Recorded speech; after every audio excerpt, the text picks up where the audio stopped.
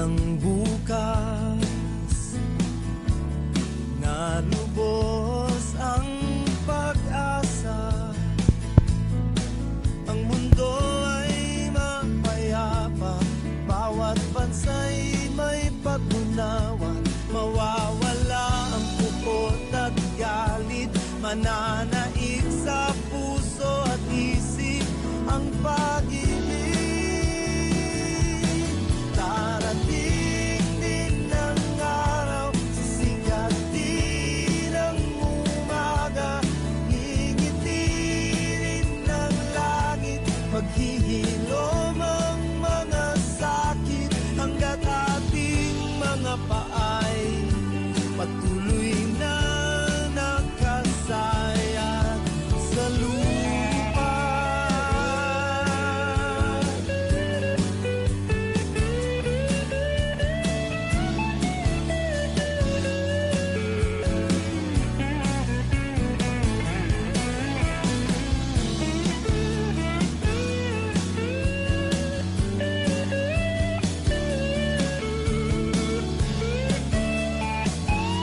At paglabas mo sa kalsada, ay ngiti ang iyong makikita. Mawawalang puot at galit, mananaig sa puso at isip ang pag-ibig. Darating din ang araw, sisikatin ang umaga, ngingitirin ng langit, maghihilom ang mga sakit. Darating din ang araw, sisikatin ang umaga, ngingitirin ng langit, mawawalang puot at galit. Darating din ang araw, sisikatin ang umaga, ngingitirin ng langit, mananaig ang pag-ibig, hanggat ating mga paay patuloy na nakasayat sa lupa.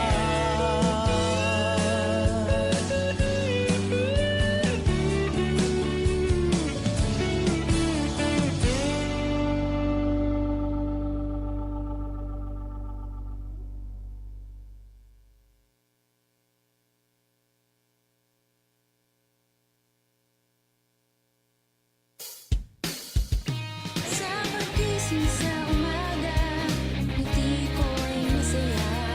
Narinig sa radyo, boses ng katropa mo, iba't ibang uri ng kwento, mapapakinggan dito sa Luzon, Visayas at Mindanao, pati sa buong mundo. Makinig na sa katropa, dito di ka mag-iisa. Makisaya, makibalita, makiawit sa musika, sabay-sabay at sama-sama tungo sa pagkakaisa. The best at bida ka dito sa Katropa Radio.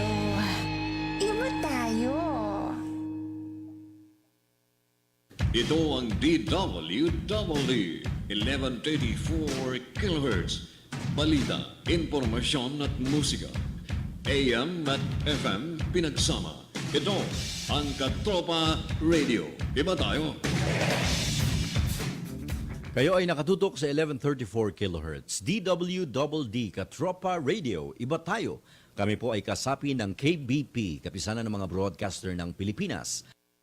Ito ang DWDD 1134 kHz Katropa Radio. Iba tayo.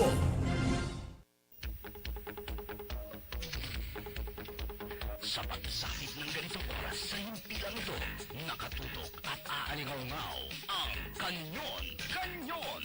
Pakinggan ang mga kuro-kuro hamon sa mga pangunahing balita, tutumbukin at hihimayin ang ugat ng mga maiinit na issue.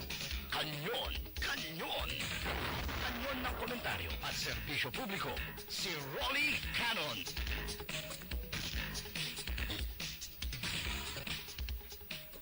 Kanyon! Kanyon! si Rolly Canon.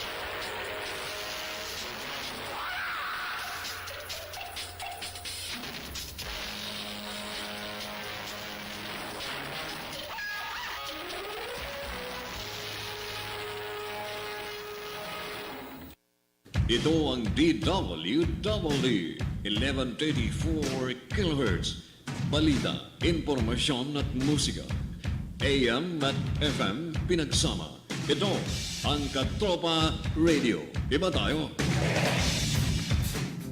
Kayo ay nakatutok sa 1134 kHz. DWDD Katropa Radio. Iba tayo. Kami po ay kasapi ng KBP, Kapisanan ng mga Broadcaster ng Pilipinas.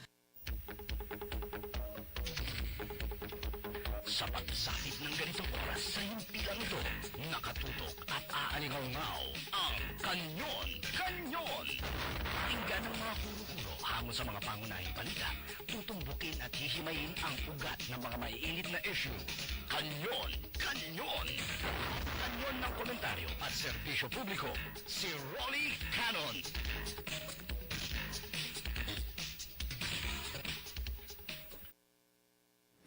Magandang umaga po sa inyong lahat, mga kababayan. Si Rolly Canon hanggang alas 10 ng umaga dito sa Kanyon. Hindi pa rin po nakarecover ang ating boses hanggang ngayon. Pero tayo po ay magsasama-sama hanggang alas 10 ng umaga. Marami tayong pag-uusapan sa ngayon. Ang isa sa mga magandang balita ngayon ay ang rollback ng presyo ng gasolina ng mga kumpanya ng langis dito sa ating bansa.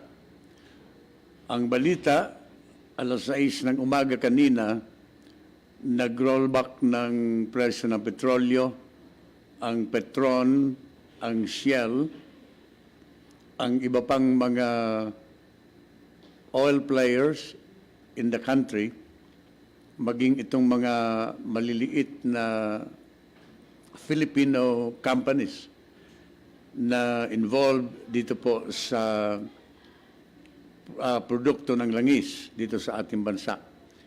So, magandang balita ito, pero ako po kapag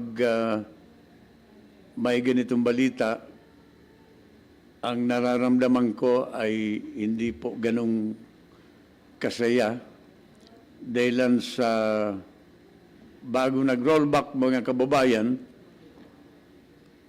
9 na beses na nagtaas ang presyo ng produkto ng petrolyo.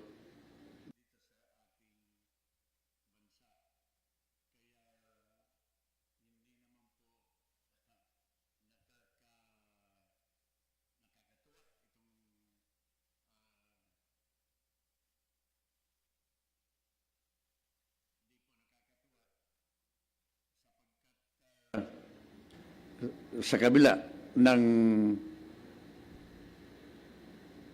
katakot-takot na pagtaas ng presyo, ngayon lang po nag-rollback itong ating mga oil players, itong mga kumpanya, no? I understand the rollback is 2 pesos or less, or maybe 100 o kaya 1 peso and 80 centavos sa gasolina at piso dito sa crudo. Pero medyo okay na rin po ito sapagkat malaking ginhawa po ang mararamdaman ng ating mga motorista, lalong-lalo na po itong mga jeepney drivers, no? Na nahihirapan po dahil sa tuloy-tuloy na pagtaas ng presyo ng gasolina dito sa ating bansa. So, I just hope that this will continue. Sana hindi lang po ngayong araw na ito ang pagtaas ng presyo, kaya pag-rollback ng presyo ng gasolina, pati na ang crudo, kundi sa isang linggo, baka sakali, na magkaroon uli ng rollback sa presyo ng gasolina dito sa ating bansa. Ang fuel excise tax, pinag-uusapan na po ngayon, mga kababayan, kung itutuloy ang suspension ng fuel tax pagdating po ng Enero 2019, pero mukhang desidido ang palasyo ng Malacanang na ituloy po ito, even on a temporary basis, sapagkat ayon po sa kanila, hindi po pwedeng isuspend ng matagal ang excise tax po dito sa fuel na naka-schedule po sa 2019. Mayroon ding isang naka-schedule sa 2020, but Malacanang is saying that they cannot suspend the implementation of excise tax on 2020. Nasa balita po ngayon, even with plans to suspend the second tranche of fuel excise tax hike next year, the Department of Finance is not delaying its full implementation by 2020 as provided for in the tax reform law. Ito po ang sinabi ni Finance Undersecretary Carl Kendrick Chua, that the government will impose the full 6 pesos per liter excise tax on fuel even if the second tranche of increase gets deferred next year, so long as the prices of Dubai crude oil based on the mean of Platts Singapore do not reach $80 per barrel before 2020. So ang ibig sabihin po nito, na kahit na ituloy ang suspension ng excise tax next year, ang naka-schedule na excise tax by 2020 ay hindi po isususpend ng ating gobyerno. Alam po ninyo, naka-blueprint na po kasi ito. Bago po inilunsad ang mga ambitious projects of the government today, no? Itong sa ilalim po ng build projects ni Presidente, naka-tailor fit na po ito, no? Naka-estimate na po ito, no? Naka-blueprint na ito sa Department of Finance na ang gastusin po sa mga proyektong ito ay galing dito sa fuel excise tax na ito. Kaya napakahirap po na gawain ng gobyerno ang balansihin sa trend ng ekonomiya sa ngayon, itong excise tax na ito na isa sa mga pinakadahilan kung bakit tumaas po ang inflation rate dito sa ating bansa. Napakahirap po na ibalanse sapagkat kung hindi po isususpend ito, tuloy-tuloy ang pagtaas po ng inflation rate dito sa ating bansa. Sapagkat by 2019, mayroong implementasyon ng second batch ng excise tax. 2020, mayroon na naman na third implementation ng excise tax.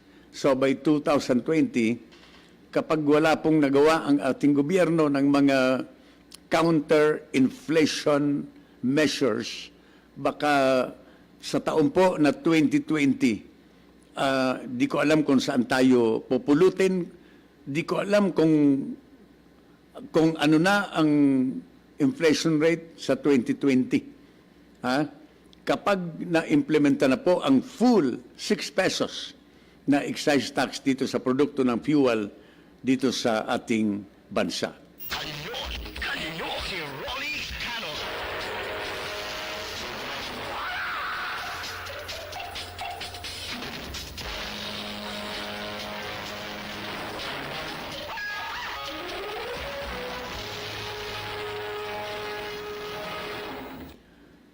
Ang Senado po ay magsisimula ng kanilang hearing para madetermina ang effect ng train dito sa ating bansa, ng train law dito sa ating bansa. The Senate Committee on Economic Affairs will start this week the hearings on the impact of inflation of the proposed suspension of the excise taxes on fuel that is expected to pave the way for the amendment to the tax reform for acceleration and inclusion, or the train law. So, kung matutuloy po ang suspension ng excise tax next year, definitely mayroon pong impact ito dito sa revenue ng ating gobyerno.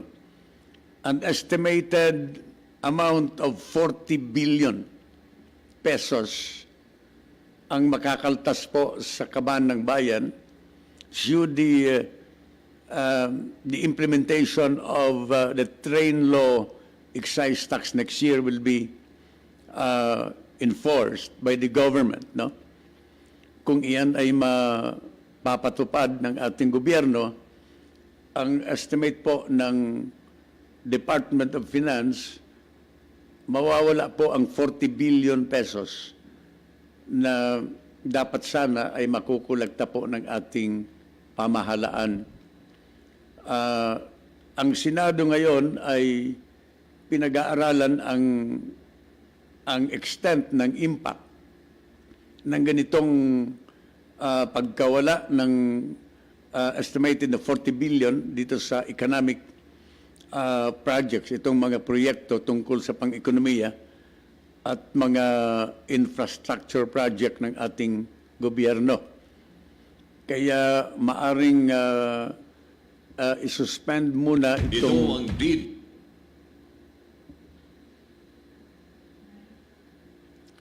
Maaring isuspend muna itong...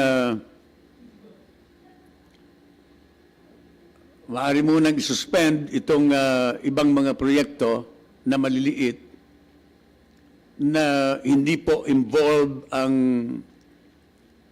not involving infrastructure, no? Yung ibang mga proyekto siguro maaring isuspend muna ng ating gobyerno, but definitely hindi po yun mga nasa infrastructure. Ay nakatakda na pong i-implement yung mga tulay at iba-ibang mga proyekto tungkol sa transportasyon dito sa ating bansa. Na-enforce na po yan, mga kababayan ko. So, hindi po pwedeng i-postpone yan ng ating gobyerno. Maaring yung maliliit na proyekto para hindi po maranasan masyado ang result o kaya ang impact ng suspension ng implementation of the excise tax by next year. So, yan po mga kababayan ko ang senaryo na maaaring mangyari. So, tingnan natin. Sabi ko nga sa inyo, napakahirap sa gobyerno ngayon na balansihin ang mga nangyayaring ito sapagkat kapag hindi sinuspend, tataas ang inflation rate. Lalo, kapag sinuspend, sacrificial ang mga proyekto ng ating gobyerno. So bahala na po kayo, Secretary Dominguez, kayo ang nagsimula ng mga recommendation tungkol sa train law. Kayo ang gumawa ng lahat ng ito sa tulong po ng ibang mga members of the economic team ng Presidente. So kayo ang dapat gumawa ng paraan kung paano po mabalanse ito. Sinasabi ko po madalas na balanse sapagkat mahirap ang ang bagay na ito. Kung sabi ko nga sa inyo, kung hindi po ninyo, kung hindi naman nila isususpend ito, lalong tataas ang inflation rate. Pag isuspend naman, sacrificial yung ibang mga proyekto ng ating gobyerno. Kanyon, si Rolly Canon.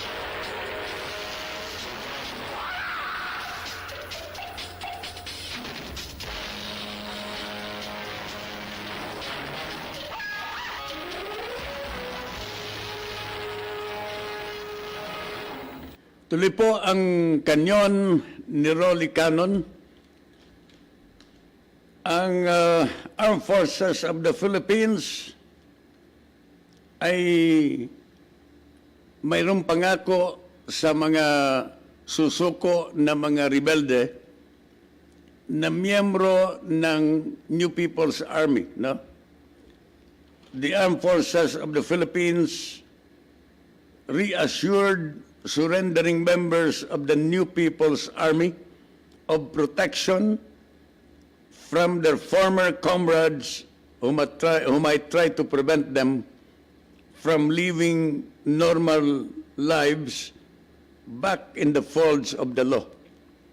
Alam po ninyo, itong reassurances na ito ay inanunsyo po no less than the AFP spokesman Brigadier General Edgard Arevalo that the government is committed to ensuring the returnees' safety and giving them a chance to live happily with their families. No? I think this is now the opportune time para sa mga nagbabalak-balak na mga miyembro po ng NPA na mga nakikinig sa amin. While the door of the government is still open, ay samantalahin na po ninyo. I heard the President one time sa kanyang mga speeches that time will come, the government will no longer accept surrenderies coming from the New People's Army. Narinig ko po yung Pangulo at one time. But of course, as of today, nakabukas po ang pintuan ng ating gobyerno, especially the Armed Forces of the Philippines, natanggapin po ang mga surrenderies na ito. In fact, this is a very good opportunity now dahil magpapasko na po mga kababayan. It is always better to be reunited with our families during Christmas, no? Kaya kung ako po ang nasa lugar ng mga NPA na ito, ay ako po ay susurrender na. Given these assurances coming from the Armed Forces of the Philippines, no? Alalahanin po natin na ang nagsasalita dito ay ang tagapagsalita po ng Armed Forces of the Philippines, si General Arevalo, no? Kailangan po siguro na makipag-ugnayan kayo dito sa mga trusted ninyo na mga local officials, mga trusted ninyo na mga sundalo, mga pulis, mga respected leaders in the community, pati na po yung mga pastors diyan sa komunidad ninyo, mga pare, pwede kayo makipag-ugnayan po. Ibigay po ninyo ang intensyon ninyo na kayo ay susuko na sa ating pamahalaan. Then, ito pong mga respetado na mga taong ito dito sa community they will be the one to get in touch with the camps of the Armed Forces of the Philippines, yung mga kampo sa iba-ibang mga lugar dito sa ating bansa. Mas maganda po na tayo ay sumurrender na po habang nananawagan ang Pangulo na sumurrender na kayo. Sa isang periodikang ngayon, Duterte reiterates call for NPA's surrender. President Rodrigo Duterte admitted that he was growing frustrated by the entry of foreign corporation that owns some lands in the country, but he insisted that the communists need not resort to killing to change this reality. Ang sabi ng Pangulo, life is not a revolution. Life is not a revolution. In other words, kung kayo ay nagre-rebelde at gustong magkaroon o sumama sa isang revolution, hindi yan ang esensya ng buhay ng tao. Life is not a revolution. So the President again is extending invitation to the New People's Army to surrender, to return to the folds of the law. Duterte promised the NPA houses and jobs, no? May pangako po ang ating Pangulo ng pabahay at mga trabaho sa mga NPA na susuko po sa ating gobyerno. All right, Duterte vowed to give away all government-owned lands to the people, including members of the NPA. Lahat daw po na pag-aari na lupa ng gobyerno sa ilalim ng kanyang administrasyon ay dapat ipamigay sa mga tao, including NPA. Kung kayo ay susurrender sa ating gobyerno, binigyan na po ng direktiba ng Pangulo si agrarian reform o kaya itong agrarian reform to distribute government-owned lands to the people and even to the NPA.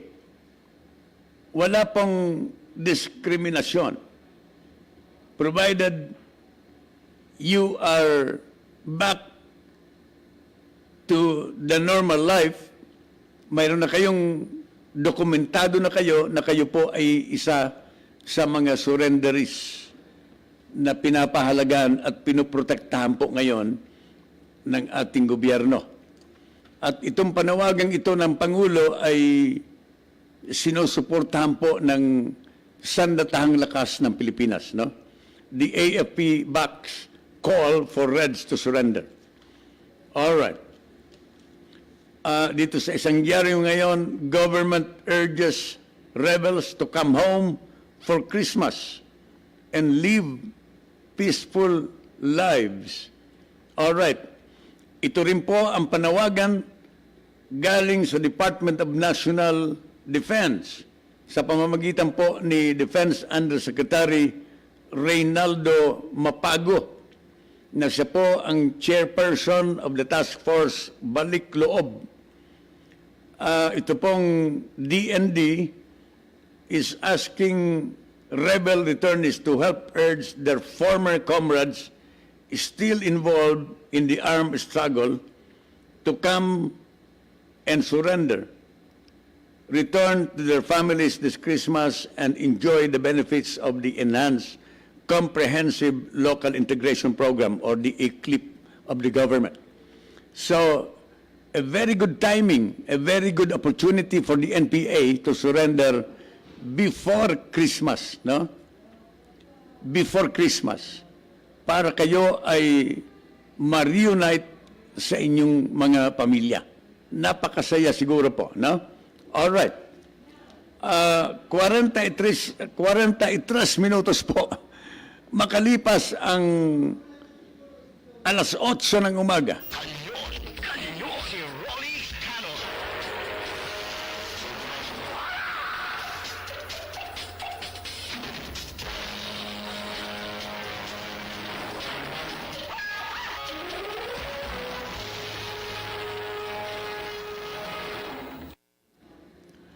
Tuloy po ang kanyon ni Rolly Canon hanggang alas 10 po ng umaga.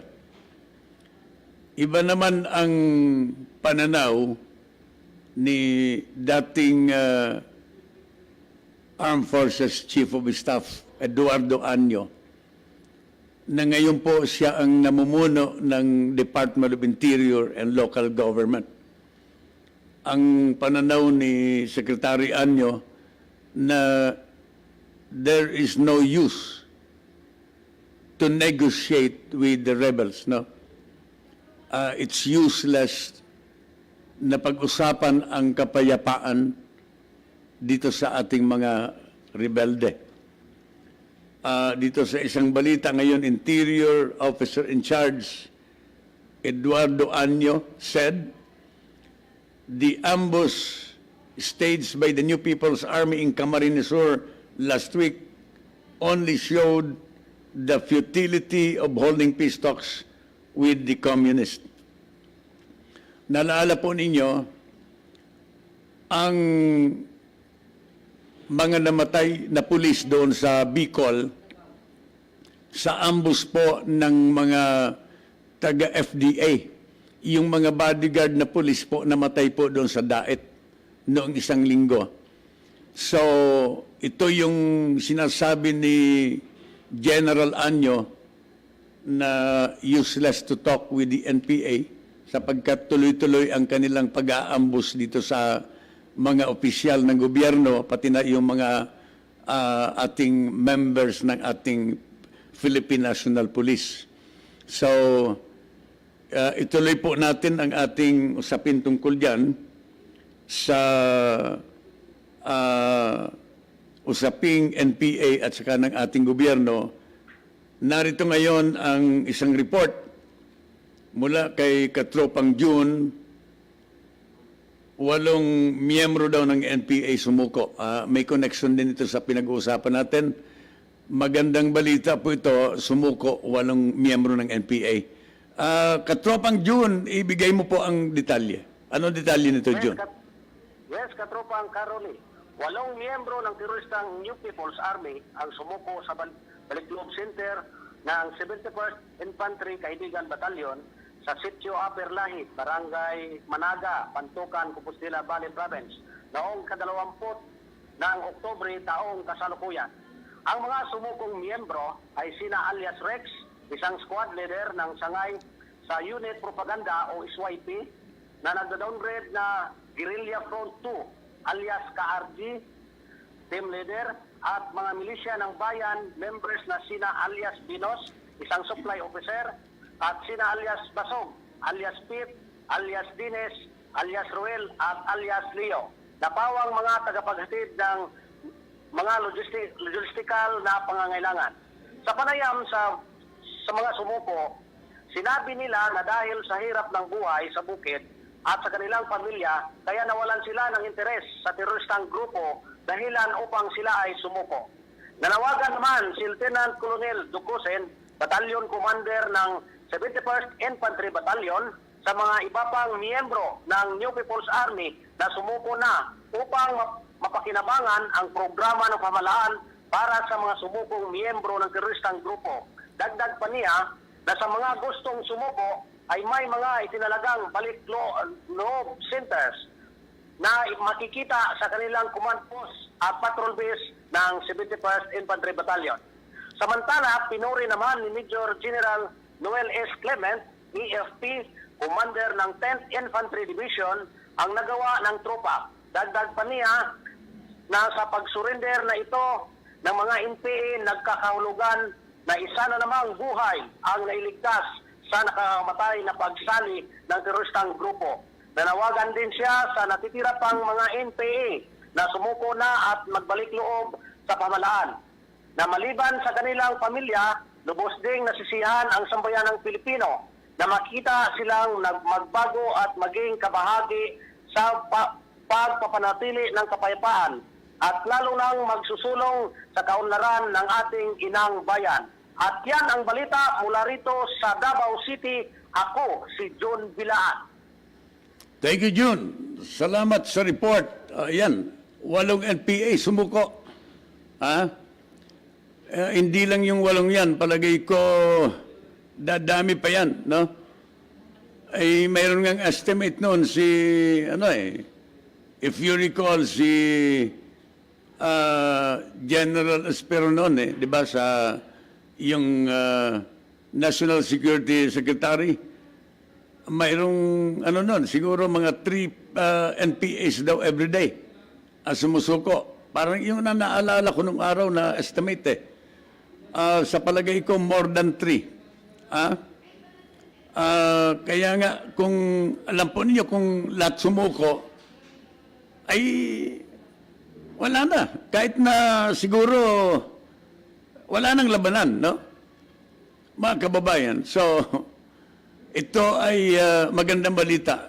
This is a welcome news related doon sa pinag-uusapan po natin na renewed invitation of the President for the NPA to surrender, no? Na sinusuportahan po ng Armed Forces of the Philippines. So, marami pa po yan, no? Makipag-ugnayan po kayo sa ating mga detachment ng Philippine Army at iba pang pati na sa Philippine National Police kung kinakailangan, no? All right.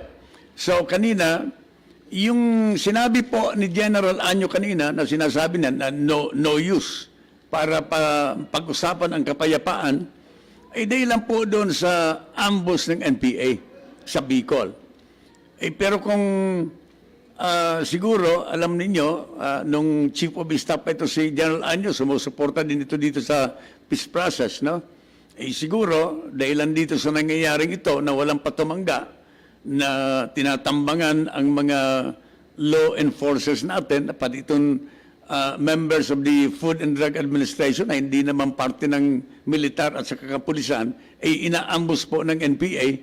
Kaya siguro na nabanggit ni Secretary Anyo na hindi na kailangan pa. And there is no need and there is no use para makipag-negotiate pa dito sa mga NPA. So, all right. May panibago po na suggestion, hindi ko alam kung suggestion ito, no? Ang Armed Forces of the Philippines, panibagong challenge pala ito, no? Ang Armed Forces of the Philippines, tina-challenge po itong mga rebelding komunista na iwanan po nila o iwanan nila si Joma Sison, abandon Communist Party of the Philippines, founding chairman Jose Maria Sison, and forge peace with the government. This was the challenge by the Armed Forces of the Philippines through the spokesman of the AFP, Brigadier General Edgar Arevalo. So, tina-challenge kayo ni General Arevalo na kung gusto ninyo na pag-usapan muli ang peace talks, i-abandon nyo si Joma Sison. Kanyon, si Rolly Canon.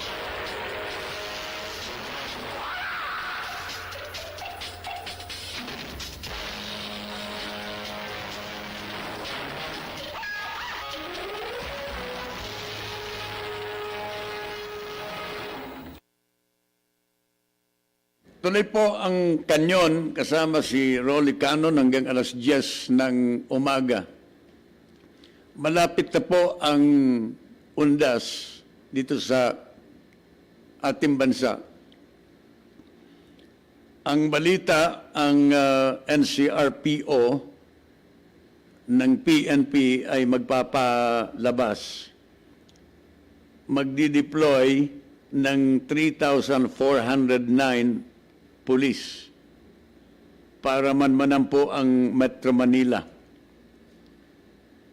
sa lahat ng mga sementeryo, mga columbariums in Metro Manila during the observance of the All Saints' Day.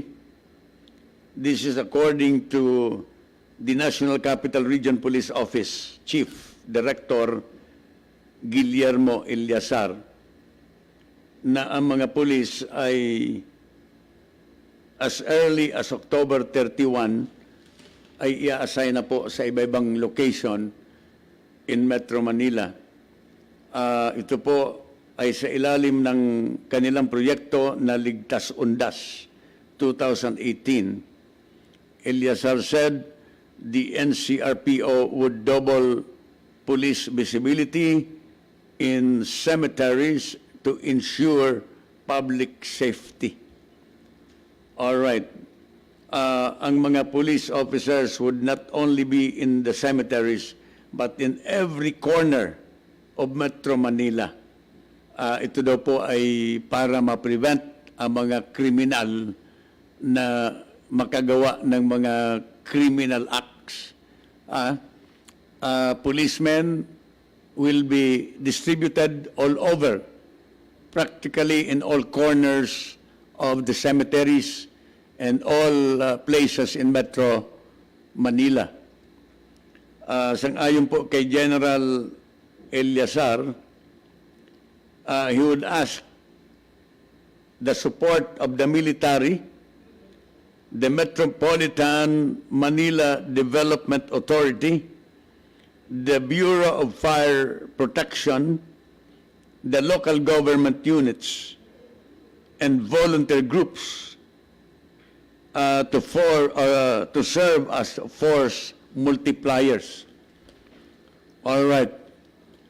So, ang major player sa pagmanman ng mga kriminal at para mapanatili ang peace and order situation in all cemeteries in Metro Manila ay ang Philippine National Police. But in coordination with the armed forces of the Philippines and also the MMDA, the local government units and mga pribado na mga civilian volunteers, no? Mga kababayan ko. So,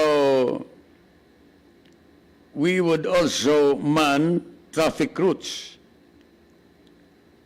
Sang-ayon po kay Eliazar, no? Sila na rin ang magmamando ng mga kalsada sa pag-manage ng traffic sa papunta sa mga cemeteries. So maganda itong gagawin ng Philippine National Police in Metro Manila. Magdi-deploy ng 3,409 cops all over Metro. Ang MMDA din, sang-ayon kay Chairman Danny Lim, ay magdi-deploy din ng mahigit 2,000 personnel to ensure the smooth flow of traffic along the major thoroughfares in the metropolis. This is according to MMDA Chairman Danilo Lim. Mag-i-implement po sila ng no day off, no absence policy starting October 27 to November 3. So yung kung nakikinig sa amin ang mga enforcer ng MMDA, starting October 27 up to November 3, huwag na kayo mag-attempt na kayo mag-file ng yung mga vacation leave ninyo. Hindi po kayo pahintulutan ni Chairman Danny Lim. No sick leave, no leave of absence, no? Starting the 27th of October up to November 3 for the MMDA enforcers. No? Oo nga naman, kasi baka may magpalibre lang dyan, uuwi lang sa probinsya, ay mauubos po yung mga enforcer ng MMDA. 2,000 po na enforcer ng MMDA ang ipapalabas po ng i-deploy din ng MMDA to help the Philippine National Police. So pagtulong-tulungan na po ninyo ito sapagkat during undas talagang grabe ang traffic, maraming krimen, yung mga common crimes, mga pickpockets, yung lumalabas po diyan ang mga pickpocketers, lumalabas yung mga nang-aagaw ng cellphone, lumalabas yung mga mandurukot, lumalabas ang iba-ibang mga krimen diyan sa kalye, diyan sa sementeryo, no? So, with the abled management of the NCRPO chief na si General Eliazar, ako, naniniwala po ako, no? Na maayos po itong selebrasyon ng undas dito sa Metro Manila especially, no? And all over the country. I am speaking about the Metro Manila Development Authority securing all places practically, helping the PNP na magsisecure din po ng lahat ng cementerio. No? All 4 corners of the cemeteries will be manned by the police. No? Dadami ang mga police, ma-improve ang police visibility.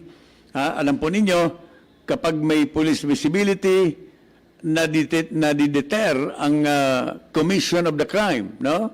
Ang pag-commit ng isang krimen, kapag maraming nakikita na uniformadong police, yung police visibility, this will lead to deterrence, no? Ng pag-commit ng krimen ng mga kriminal. Alam niyo itong mga kriminal nito, nakahandaan nito eh. Naka-schedule na yan. Yung mga kriminal na yan, may mga deployment din yan ng kanilang mga members ng mga sindikato. So this is going to be countered by the joint efforts of the PNP, the MMDA, the Armed Forces of the Philippines, the local government units, as well as the civilian volunteers. Mga kababayan, ang oras natin, 1 minuto makalipas ang 9:00 ng umaga sa Kanyon ni Rolly Canon. Magbabalik tayo, magpapakilala muna tayo ng ating himpilan.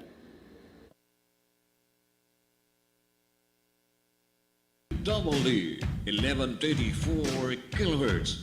Balita, impormasyon at musika. AM at FM pinagsama. Ito ang Katropa Radio. Iba tayo. Kayo ay nakatutok sa 1134 kHz. DWDD Katropa Radio. Iba tayo. Kami po ay kasapi ng KBP, Kapisanan ng mga Broadcaster ng Pilipinas.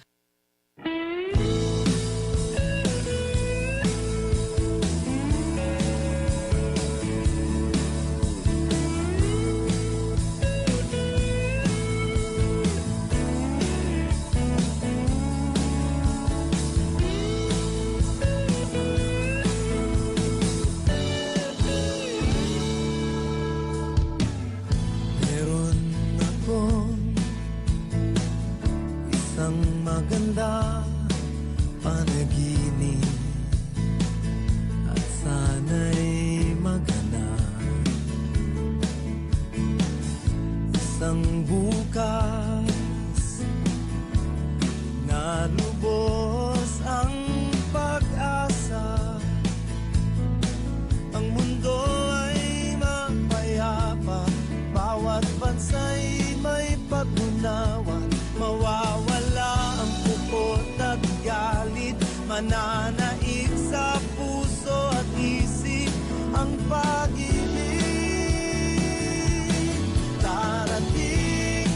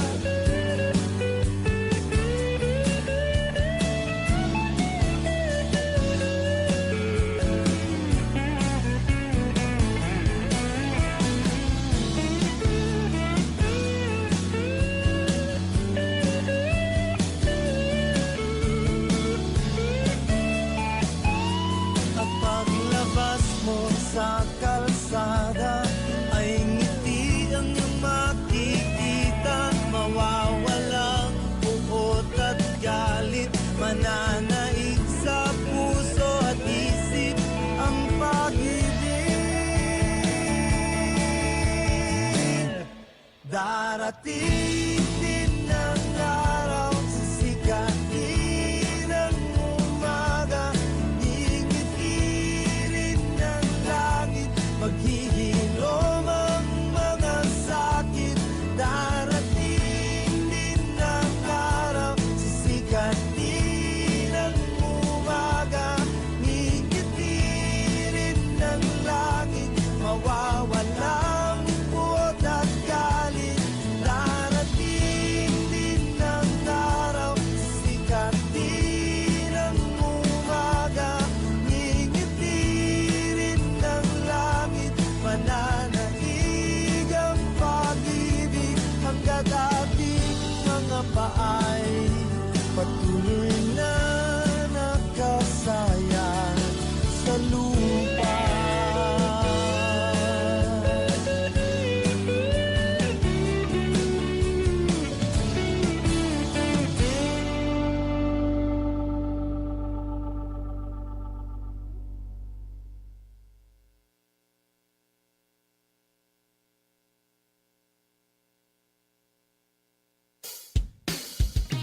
Sa pagising sa umaga, ngiti ko'y masaya. Narinig sa radyo, boses ng katropa mo, iba't ibang uri ng kwento, mapapakinggan dito sa Luzon, Visayas at Mindanao, pati sa buong mundo. Makinig na sa katropa, dito di ka mag-iisa. Makisaya, makibalita, makiawit sa musika, sabay-sabay at sama-sama tungo sa pagkakaisa. The best at bida ka dito sa Katropa Radio. Iba tayo. Ito ang DWDD 1134 kHz Tatropa Radio. Iba tayo. Kanyon, kanyon, si Rolly Canon.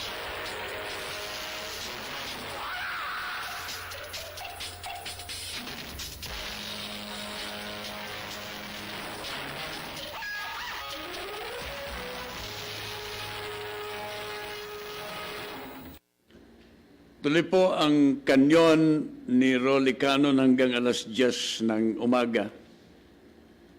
Nagiging very controversial muli ang isang ahensya ng gobyerno na dati ng controversial even in the past.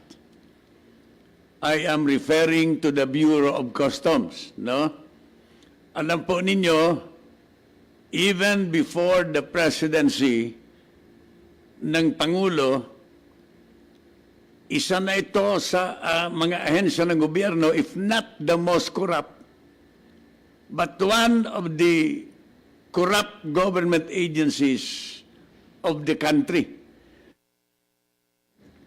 Ito pong Bureau of Customs. Hanggang ngayon, ilang palit na po ang Pangulo ng komisyonado dito sa Bureau of Customs, ganun pa rin po ang impresyon dito sa ahensyang ito. Ngayon, hindi sila magkasundo at saka ng isa pang ahensya ng gobyerno, ang PDEA, tungkol sa nakalusot na shipment ng shabu amounting to about 6.8 billion worth of shabu. Imantakin po ninyo yan, mga kababayan. No wonder kung bakit napakamura po ng shabu ngayon dito sa Metro Manila. This is now the time for you to shop, to buy shabu. Yung mga durugista dyan, maghanap po kayo ng shabu sa Metro Manila, napakamura ngayon. Dahilan sa sobrang supply ng shabu in Metro Manila today.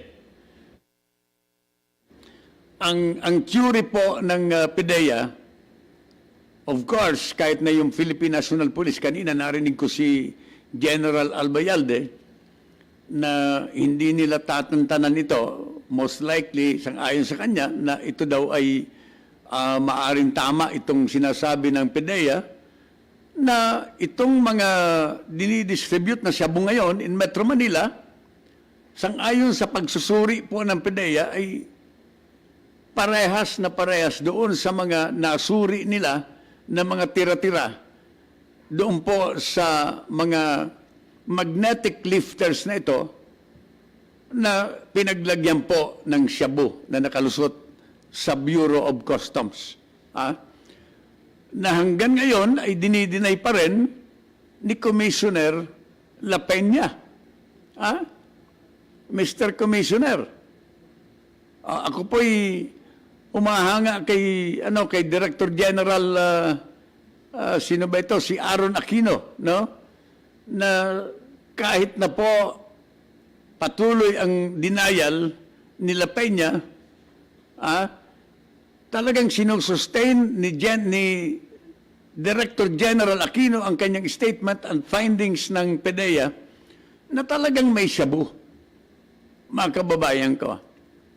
Ngayon, yung isang abogado po, isang abogadong babae na si Attorney Maria Lourdes Mangawang, Deputy Collector for Passenger Service at the Ninoy Aquino International Airport, na nag-aral po tungkol sa X-ray para sa pag-detect ng mga droga. Nag-aral po sa 4 na bansa at nandiyan po naka-assign sa Bureau of Customs for almost 30 years.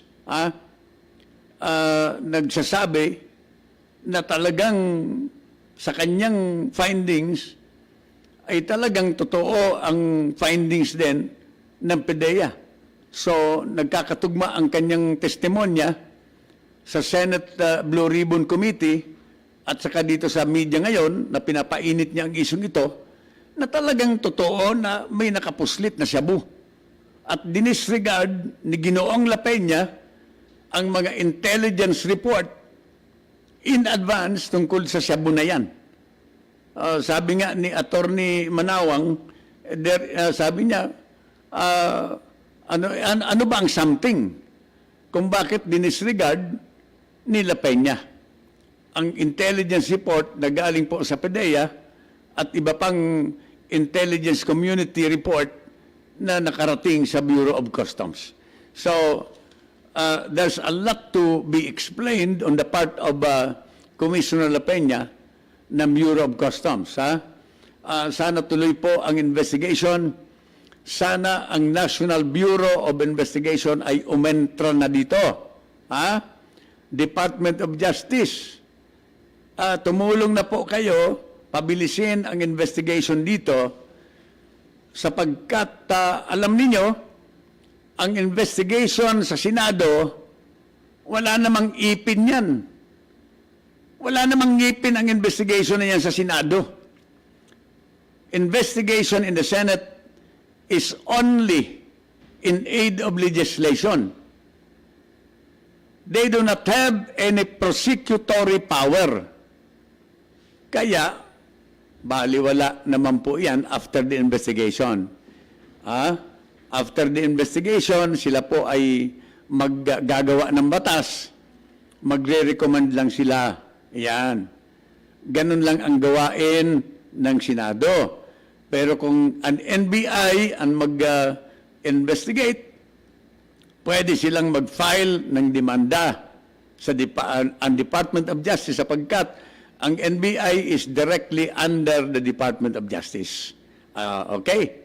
So, sana ang NBI ay umentra na dito sapagkat sa Malacanang, nabasa ko sa isang newspaper na naghihintay lang ang Malacanang. Sang-ayon kay Attorney Sal, na tagapagsalita ngayon ng Pangulo, na naghihintay lang ang Malacanang ng hard evidence. Isang malinaw na nakasulat at kitang-kitang ebidensya para umaksyon ang Malacanang. Maaari na pag nasuportahan po yan ng abogada na ito na si Attorney Lourdes Manawang at saka ni Aaron Aquino, kapag kayo ay makapagbigay ng konkretong ebidensya, hard evidence, ay maaring umaksyon ang Malacanang laban kay La Peña. Mga kababayan, although alam niyo, masyadong close yan sa presidente. Isa yan sa mga malapit din sa ating Pangulo, no? Pero alam niyo, ang Pangulo natin, regardless kung malapit ka sa kanya, kung mali ka talaga, ay hindi po nangungonsente ang Pangulo. Naalala ninyo, marami na siyang mga kaibigan na wala na sa kanyang gobyerno, na mga kaibigan niya na nakagawa po ng hindi maganda, kanya po na pinapatalsik sa kanyang gobyerno. So, being a lawyer, ang presidente po ay abogado, ang tagapagsalita ng Pangulo ay abogado, at sa kakaramihan diyan sa Malacanang abogado. Alam ninyo, ang mga abogado, nag-rely po yan sa hard evidence na tinatawag. Nag-rely po yan sa mga ebidensya. Hindi po yung mga sabi-sabi. Kaya, this is a challenge to Ginoong Aquino ng PDEA at saka dito kay Attorney Maria Lourdes Manawang na masyadong very vocal ngayon, na nakaka-receive na siya ng mga death threat ngayon. Si attorney. Ayan ang problema dito sa atin. Kapag ikaw ay matapang na nag-i-expose ng mga katiwalian sa ating gobyerno, ang kanyang inaabot ay ang mga death threat na ito. Dapat siguro sa NBI at saka sa police, bigyan ninyo ng proteksyon itong si Attorney Manawang, itong babae. Napakalaking tulong ito para linisin ng ating gobyerno ang korupsyon, ang mga bureau ng ating gobyerno sa korupsyon, in line with the President's advocacy na talagang linisin ang ating gobyerno. Isa sa mga campaign promise of the President ang linisin, labanan ang korupsyon ng ating gobyerno, korupsyon sa ating gobyerno sa pamamagitan po ng pag-prosecute sa kanila. Fight against drugs, fight against corruption. Kanyon, si Rolly Canon.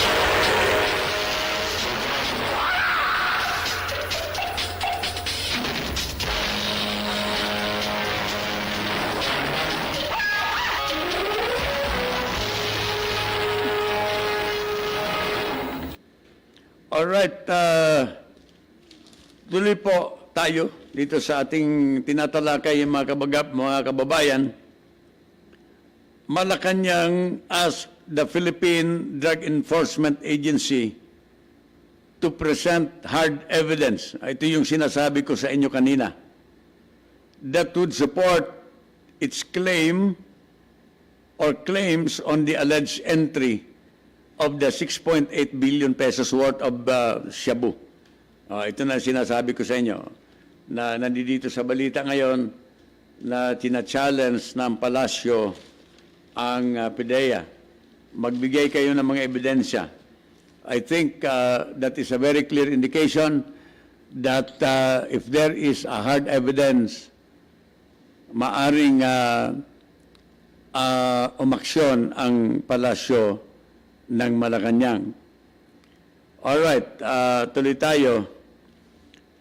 Ang mga labor groups daw magpa-file sa ngayon ng petition for 334 pesos na pay increase in Metro Manila workers before the Regional Tripartite Wages and Productivity Board. 334. Ang kasalukuyang kasing minimum wage ngayon ay 512 pesos na equivalent ngayon because of inflation rate, equivalent na lamang po ng 363 pesos. So if you are a minimum wage earner, as if that you are just receiving 363 pesos. That is the value of 512 pesos now. Napakaliit po ang value. Ang buying power ng ating Philippine currency ay napakaliit na ngayon. Kaya there is a need to review the policy in regards to the increase of wages dito sa ating bansa. Naalala ko earlier, last week, si Secretary Bello ay nagsabi na maari daw na pagbigyan ng 20 pesos across the board na increase ang mga workers natin. Ay gasino lang naman ito, Secretary. Ang liit naman, Mr. Secretary, ng 20 pesos.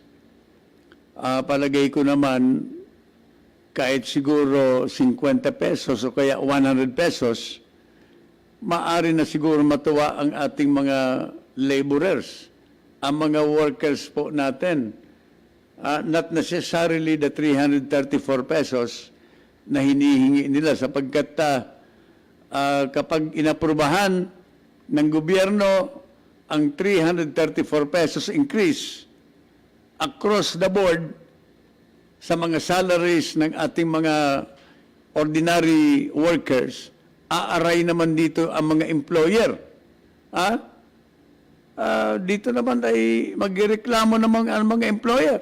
Sabihin nila, magre-retrench kami. Magtatanggal kami ng mga tao dahil hindi na namin kaya. Iyan naman ang sasabihin ng mga employer. Pero alam niyo, mga kababayan, dapat hindi ganon ang attitude ng mga employer. Bakit? Ay anumang pagtaas po ng lahat, pati itong mga salaries and wages na ito, ay ipinapasa nila sa consumer eh. O halimbawa, manufacturing firm ka, pabrika. Halimbawa, pabrika. Itinaas ng gobyerno ang minimum wage. Itinaas ninyo. Nag-comply kayo. Ngayon, ang gagawin ninyo, ito naman ay normal practice. Ginagawa talaga naman ninyo. Yung produkto ninyo, diyan sa pabrika ninyo, tinataasan ninyo. Ipinapasa ninyo sa consumer. So bakit nagreklamo kayo? Ang lugi lagi ang consumer. Ganun naman talaga, mga kababayan ko. So, I think itong mga employer na ito, they don't have any right na magreklamo. Pero ako, sobrang naman siguro. Although, ideally, dapat naman talaga ang minimum wage ng mga trabahador ay mahigit 800 pesos, ideally. That is according to study. May mga pag-aaral po kasi na dapat ang minimum wage ay 800 plus. Daily. 800 daily.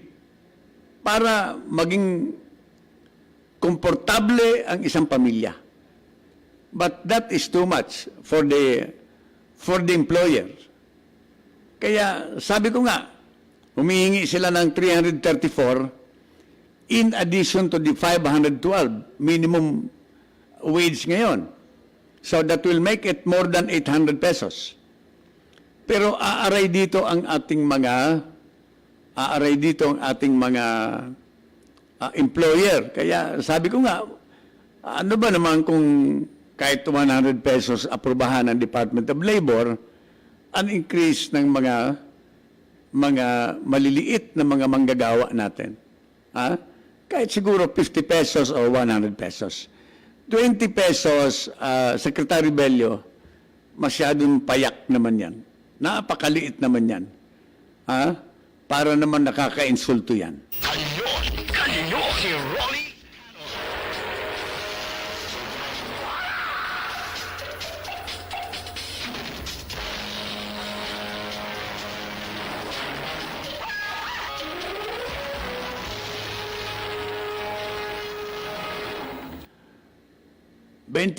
Minutos makalipas ang alas 9 ng umaga sa Kanyon dito sa DWWD Radio at napapakinggan, napapanood sa virtual television sa Katropa DWWD sa buong Pilipinas, sa buong mundo.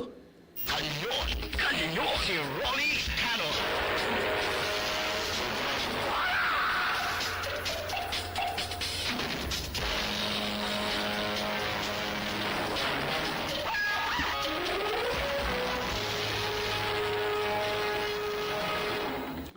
Ang Pilipinas daw ay magkakaroon ng collaboration with China. The Philippines will collaborate with China for various developments in agriculture sector.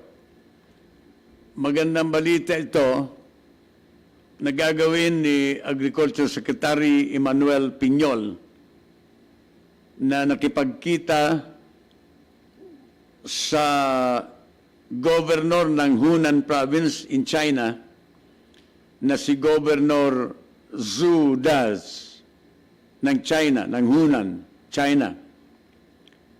Alright. Ang DA Central Office ay nakipagkita sa kanya for possible areas of cooperation in the farm sector between the province of China na Huyan o kaya Hunan and the farm sector between the province and the DA, no? Itong Department of Agriculture. Governor Daz of China, of Hunan, China, expressed interest for cooperation in food processing, agri-fishery, and developing new hybrid rice varieties. Maganda ito, Secretary Piñol, na ginawa nyo. Collaborating with the governor of one of the provinces of China na baka matuto tayo sa food processing ng mas iba pang mga advanced technology. Advanced technology in agri-fishery. Sapagkat malaki na advance ng China ngayon. At makapag-develop pa tayo ng high variety ng bigas, ng palay. Alam ninyo, dapat tayo ang nagtuturo sa kanila. Dahil ang expertise ng agrikultura ay nandito sa atin since the Marcos time. Madalas kong sabihin dito na ang International Rice Research Institute ay nandito sa ating bansa, mga kababayan, dito sa Laguna, at madalas ko rin sabihin sa inyo na itong mga inaangkatan natin ng bigas na China, ng Vietnam, ng Thailand, ay dito lang natuto ang mga taong ito dito sa ating bansa ng pamamaraan sa agrikultura. Ay tayo nagturo ng mga yan. Pero ngayon, doon tayo kumukuha ng bigas. Mas maunlad sila kaysa sa atin. Alright?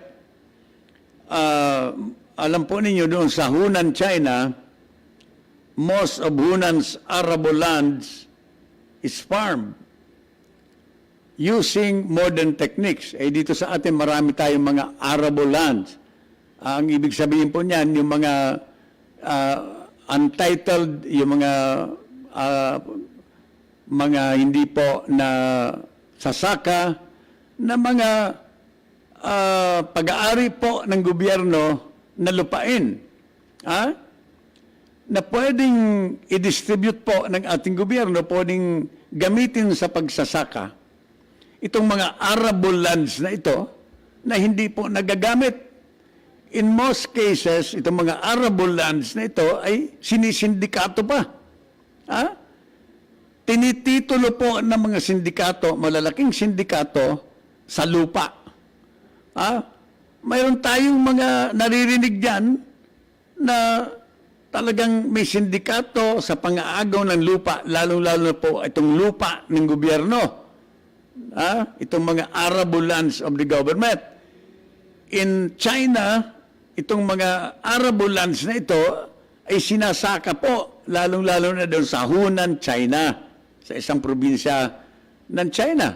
Dito sa atin, nakatiwangwang lang po itong mga lands na ito. Unproductive. At karamihan ay ninanakaw ng malalaking sindikato sa lupa. Yan po. So, Secretary Piñol, mas maganda siguro na magkaroon kayo ng survey dito sa mga arable lands na ito, gamitin natin sa pagsasaka. Now that you are collaborating with the Chinese province na Hunan, nakausap na ninyo yung governor ng Hunan, at na magkakaroon na kayo ng mga cooperation tungkol sa pagproseso ng mga iba-ibang produkto, pati na ang modern techniques in agriculture. I think the Honorable Secretary should take advantage of this opportunity na kapartner na ninyo ang China sa agrikultura. Baka sakali na sa kabila ng ating kagalingan sa mga techniques sa agrikultura, ay baka matuto pa rin tayo ng ibang mga pamamaraan galing sa China.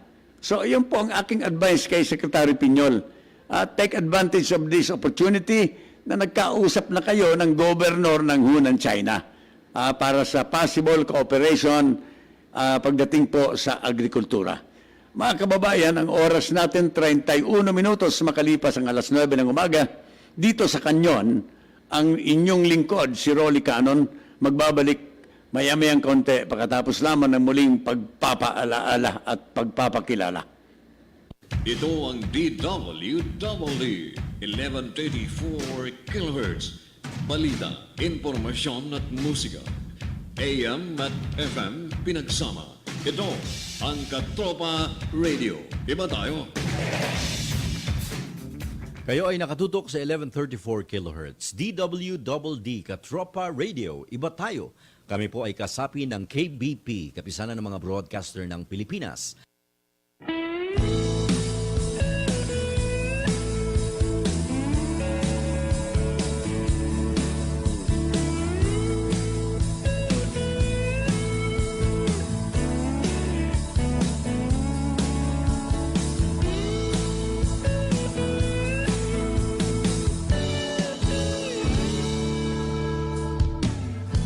Meron akong isang maganda panaginip at sana'y maganap. Isang bukas na lubos ang pag-asa. Ang mundo ay mapayapa, bawat bansa'y may pagmunawan. Mawawala ang pupot at galit, mananaig sa puso at isip ang pag-ibig. Darating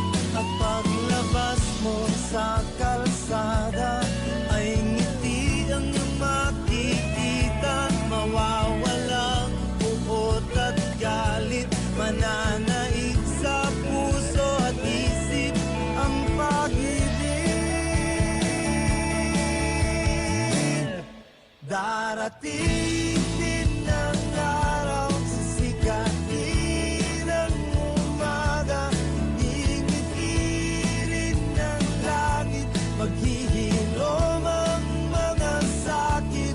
Darating din ang araw, sisikatin ang umaga, ngingitirin ng langit, mawawalang ipot at galit. Darating din ang araw, sisikatin ang umaga, ngingitirin ng langit, mananaig ang pag-ibig hanggat ating mga paay patuloy na nakasayang sa lupa.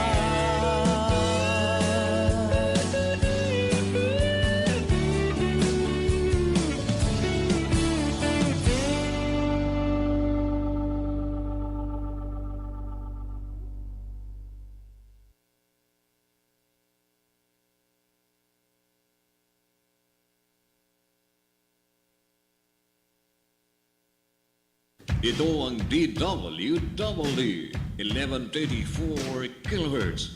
Balita, impormasyon at musika. AM at FM pinagsama. Ito ang Katropa Radio. Iba tayo. Kayo ay nakatutok sa 1134 kHz. DWDD Katropa Radio. Iba tayo. Kami po ay kasapi ng KBP, kapisanan ng mga broadcaster ng Pilipinas.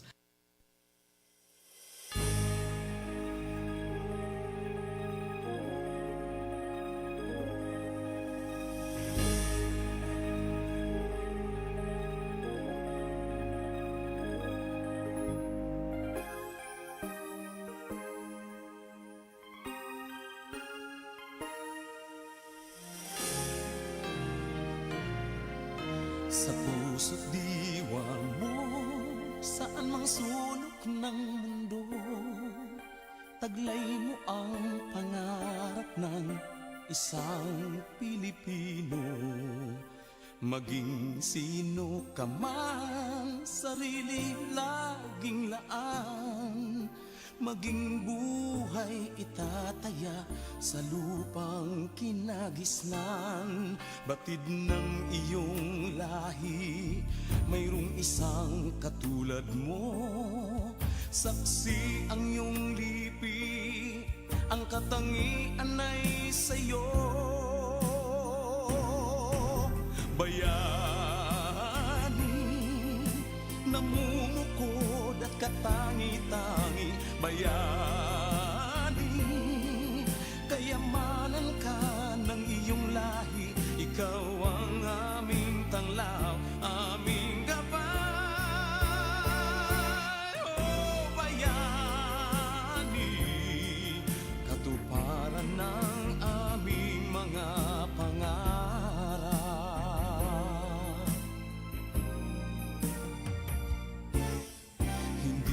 Pinag-aralan mo ang tunay na batayan, hindi ang kayamanan na iyong nakakamtan, hindi ang nangangarap ang siyang tatanghalin. Ang tunay na bantayog ay katapatan sa tungkulin. Maging ika'y teacher, singer, doktor, o di kaya'y sundalo, basta't ika'y naglilingkod ng tapat at totoo.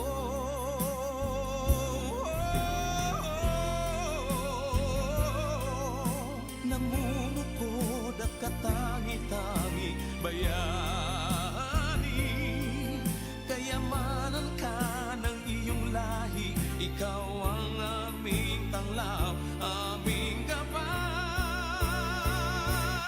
Oh, bayani, katuparan ng aming mga pangarap. Oh,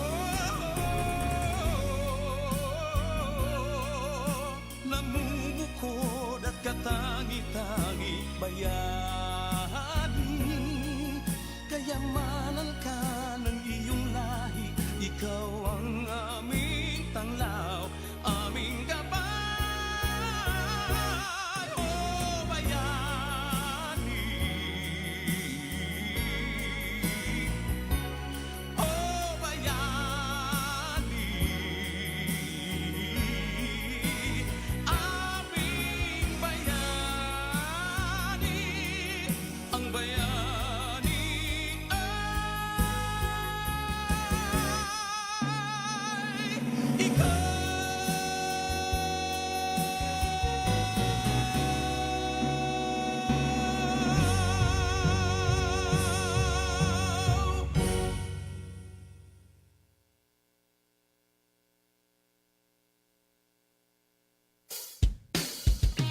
Sa pagising sa umaga, ngiti ko'y masaya.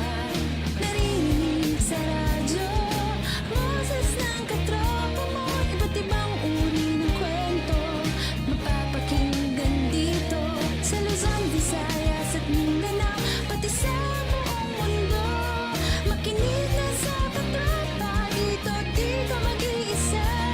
Makisaya, makibalita, makiawit sa musika. Sabay-sabay at sama-sama tungo sa pagkakaisa. The best at bida ka dito sa Katropa Radio. Iba tayo. Ito ang DWDD 1134 kHz Katropa Radio. Iba tayo. Kanyon, kanyon, si Rolly Canon.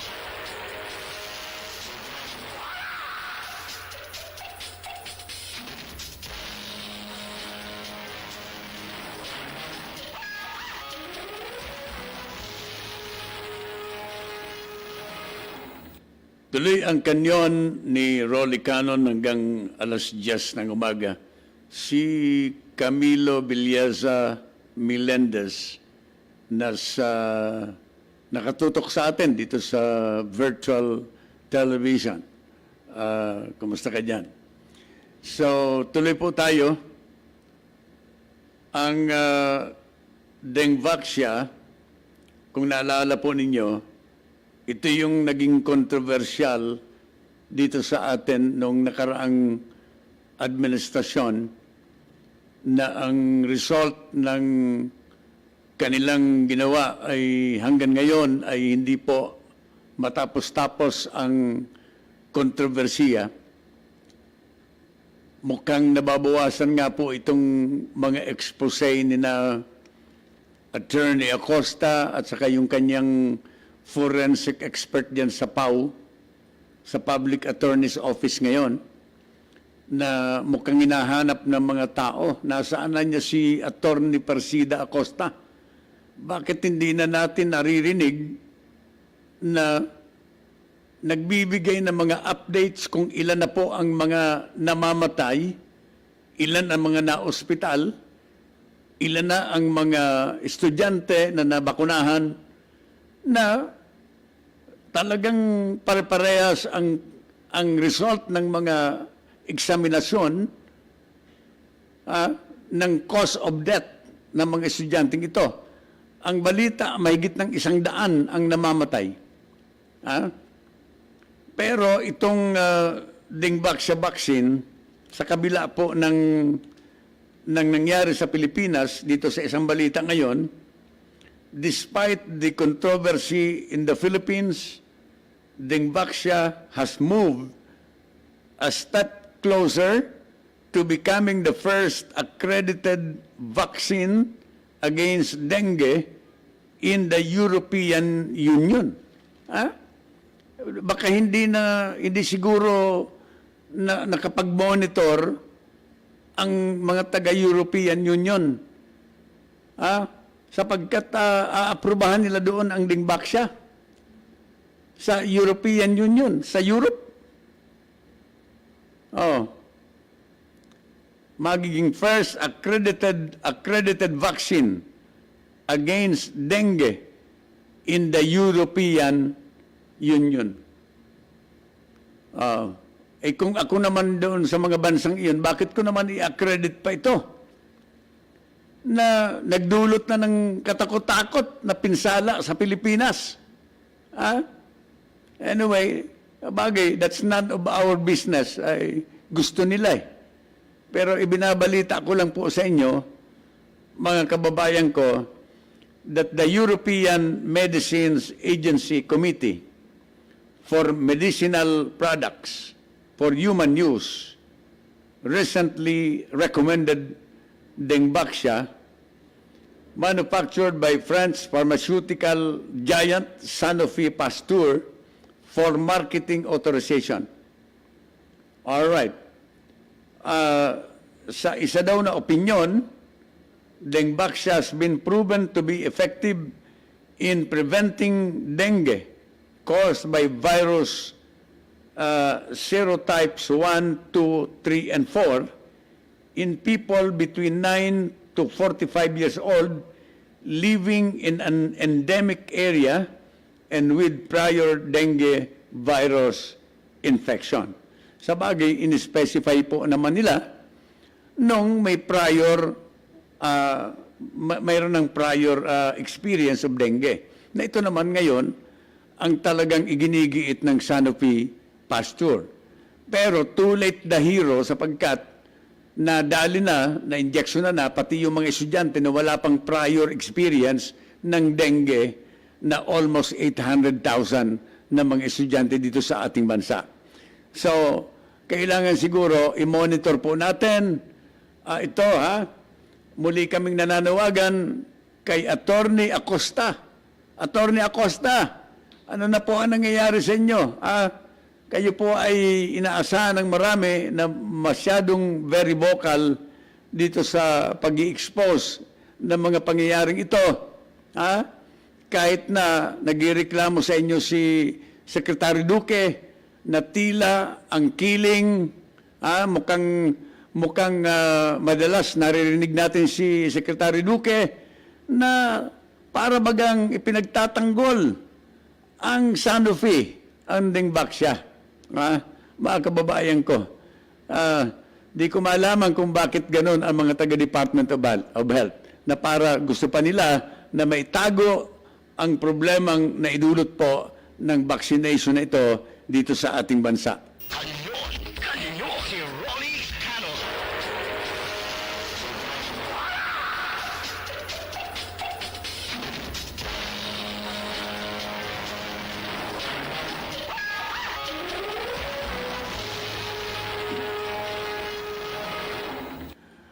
Ang Senado daw po, mga kababayan ko, ay magsisimula na ng kanilang review sa pag-appoint, pagpili ng third telco dito sa ating bansa. Third telecom dito sa ating bansa. This is long overdue. Matagal na po sana ito. Enero pa gusto na ng Pangulo ito na magkaroon na tayo nito. Ang daming postponement, mga kababayan. Pero ngayon, ang Senado mag-i-review na dito sa selection process na gagawin po ng DICT. Alright. Bantayan po ninyo ito sa Senado sapagkat kahit na wala naman tayong naririnig na mga alingas-ngas tungkol sa negosasyon dito sa third telco sa ngayon, but we have to be watchful. Kailangan maging mapagmatsyag tayo sapagkat malaking halaga po ito. Malaking halaga ito. The third telco, ang capitalization nito, kung hindi ako nagkakamali, hindi po bababa sa 300 billion pesos. Mga kababayan ko, dito sa isang balita ngayon, a transparency group yesterday expressed concern over the rushed manner by which the Department of Information and Communications Technology is selecting the so-called third player. rush daw ito. Hindi naman rush ito. Ha? Ano bang transparency group ito? Itong grupo ng Transparency in Public Service. According to the Transparency in Public Service, the public might end up shortchanged or have national security compromised with the entry of the third telecom seen to break the duopoly in the sector. As of this time, mga kababayan, ang dalawang namamayagpag ay ang Smart at saka itong Globe na magko-compete po itong third telco sang-ayon dito sa Transparency in Public Service, baka daw ma-short change tayo. Ay bakit naman? Pinag-aralan na po ito ng DOCT. Huwag na natin itong, baka naman magdemanda na naman kayo sa DICT at hihingi kayo ng temporary restraining order. Huwag na nating guluhin ito para matuloy na. Senator Grace po, the chairperson of the Senate Public Services Committee, also expressed alarm over the DICT selection process. Anyway, maganda naman ito na medyo nagbabantay kayo, Senator Grace, no? Pero suportahan na natin si Ginoong Rio, na matuloy na ito. Matagal na ito eh. Wala naman tayong naririnig na mga anomalies dito as of this time. Kung mayroon man, I think it is everybody's duty, duty po, obligasyon ng marami, ng lahat halos, including myself, na ibuyagyag natin ito, i-expose natin. Lalong-lalo na po itong mga senador. At least five local firms, itong Converge ICT, yung Odena Corporation, yung Chair 1 Communications International, LCS Group of Companies, Philippine Telegraph and Telecom Corporation, and the Now Corporation are reportedly vying for the slot and have submitted the list of their promises. Okay. Actually, itong Now Corporation na ito yung gusto magdemanda. Okay. 3 foreign firms have also expressed interest in the bidding, namely China Telecom, Mobitel Holdings, GmbH from Austria, and Telenor Group from Norway. They have already submitted the required form.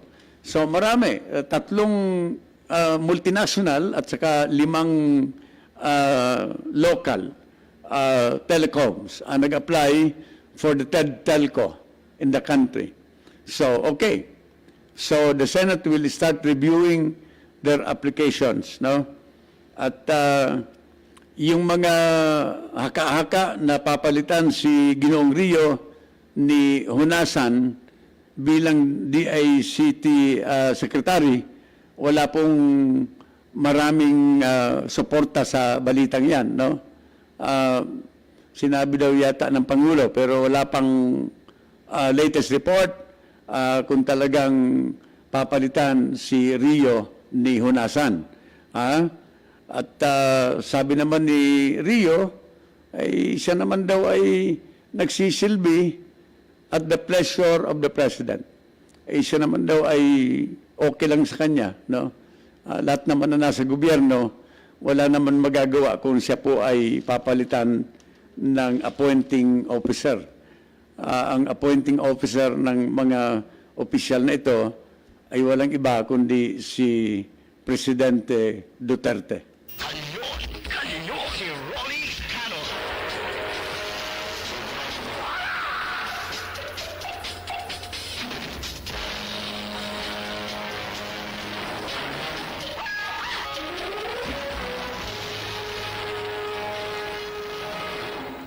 Tuloy po ang kanyon ni Rolly Canon sa umagang ito hanggang alas 10 po tayo muli ng umaga. ang mga kandidato daw na may pending cases can run in next year's election, but they face a huge risk because of the perceptions that they already have committed the illegal acts. This is according to presidential spokesman Sal Panelo, na itong mga politiko facing charges could still seek electoral post because they have not been convicted or disqualified perpetually from holding office. Alam po ninyo, sa ilalim ng mga batas natin, kapag wala pang final and executory decision ang korte, anybody, even with pending cases, can still run for public office. Pwede pa. Pwede pang tumakbo sa public office, but of course, there is a risk sapagkat ang public perception na may ginawa ka. May ginawa kang masama, kaya ka nga na-demanda. Dahil may ginawa ka. In the case of Bong Revilla, Jingo Estrada at saka Juan Ponce Enrile, ang perception ng tao dyan, talagang may ginawa ka. May ginawa kayong kabulastugan sa gobyerno nung araw. That is the perception. Kaya may risk. Ako, ginagawa kong example itong tatlo. Ay totoo naman na may mga kaso sila eh. Until now nga, si Bong Revilla nandiyan pa sa bilangguan, sa detention cell, na nakapag-file na ng certificate of candidacy ang kanyang asawa. So that is the risk na sinasabi ni Sal Panelo na that you have to take kung kakandidato. I think they're taking the risk. Sapagkat mga popular po ito, 2 artista at saka isang batikang senador, batikang abogado. So, with the perception also sa kanilang pagtaya na sila ay iboboto pa rin ng mga tao dahil sikat sila. Di ba? Pero ang problema doon sa mga hindi masyadong sikat na nadimanda, yan ang mayroon kayong risk. Na maaring hindi na kayo iboto sapagkat mayroon ng mga alingas-ngas laban sa inyo. Pero ang mga tao kasi dito sa ating bansa, hindi pa tayo politically matured. Yan ang totoo. We are not politically matured. Kahit na may mga kaso, pag-paborito, pag-artista, pag magandang pangalan, naka-establish ang pangalan, madali tayo makalimot. Nakakalimutan na natin ang mga kaso. Basta nakabandera, nakangiti, anak ni ganito, artista, kahit may mga kaso, ibinoboto pa rin natin. I think it is about time that we have to be politically matured this time. Kailangan pag-aralan na po natin ang mga iboboto natin. Not necessarily na porque anak ni ganito, anak ng dating presidente, anak ng artista, artista na rin, ay maganda, guwapo, iboboto natin. Hindi porque naging talagang naging isang matatag na politiko na sa buong buhay niya, kinarir niya na ang pagiging politiko, kahit marami ng kaso, kahit uugod-ugod na, ibubuto pa rin natin. Ito po ang aking panawagan sa mamamayang Pilipino sa darating na eleksyon sa 2019. Kailangan dagdagan natin ang maturity natin pagdating sa politika.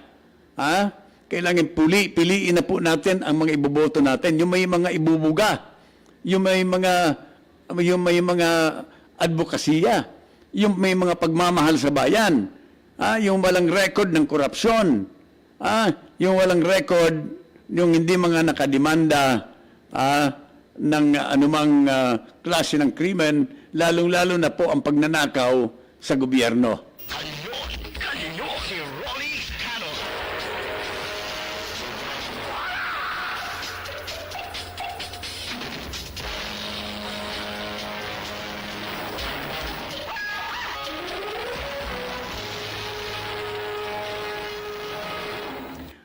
Mga kababayan, kami po ay kinapos na naman ng oras dito sa ating palatuntunang kanyon sa nakaraang pong oras dito mulang alas 8 hanggang alas 10 ng umaga. Every day po napapakinggan itong programang ito. Maraming salamat sa inyong walang sawang pag-aantabay, lalong-lalo na sa mga nakatutok sa virtual television, diyan sa 1134, sa AM radio, sa Katropa Radio. Maraming salamat sa inyong lahat. At ito po si Rolly Canon, nagsasabing Diyos mabalo sa inyo gabos mga tugang. And again, I always pray for peace. Kanyon! Kanyon! Inyong napakinggan si Rolly Canon sa isa na namang matalinong pagtalakay ng mga issue. Maraming salamat po at abangan ang kanyang pagbabalik at muling pagputok ng Kanyon!